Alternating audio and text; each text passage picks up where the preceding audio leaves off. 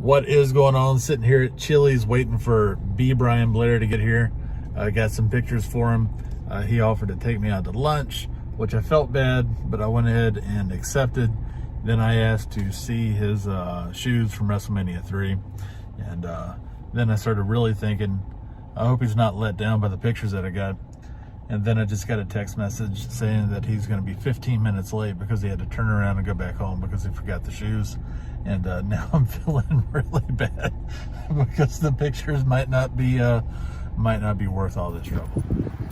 All right, these are the original Killer Bee dunks from Wrestlemania 3. Brian Blair, amazing. They are still in amazing shape.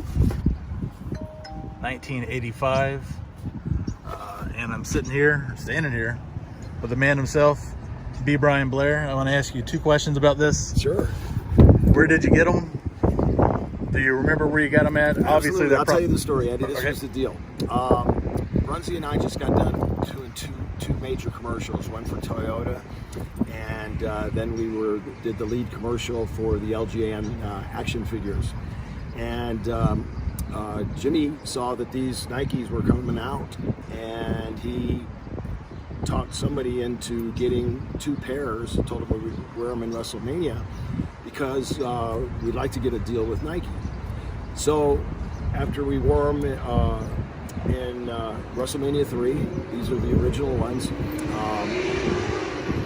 Jimmy got a letter back and said that at the time, Jimmy got a letter back from Nike headquarters and says that wrestling was beneath their dignity, basically, and but he appreciated the offer for the business deal.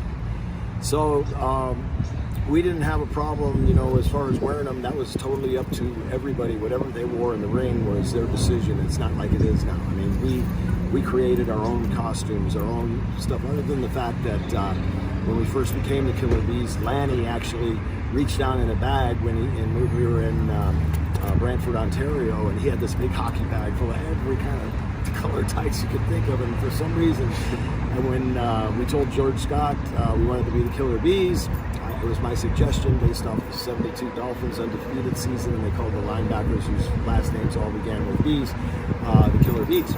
So I said, Blair Brunzell, how about the Killer Bees? Well, George loved it. He said, I got to go clear with Vince. He was back less than 15 minutes later, and he said, you guys are now the Killer Bees. And when he did that, Lanny reached into his bag, and he goes, boom, here, look, I've got Killer Bees trucks. So, you know, that's how we did differentiate a little bit from the original pairs, but I actually still have my original pair. And so, you know, we had several pairs that we wore, and they're all very similar. And then when we went to UWF, we changed our outfits completely. So I still have all that stuff, most of it anyway. I've gotten rid of a few pieces. Okay. Well, I certainly appreciate it, and I'm sure whoever sees this is going to be absolutely thrilled. This is wrestling history.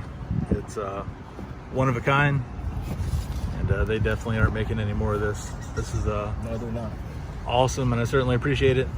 Hey, and thanks a bunch. I appreciate you, my brother. Thank you very much. You know, the book Truth Be Told will be out in July, and actually a few pictures that Andy provided will be in the book. So I hope you guys will pick up a copy.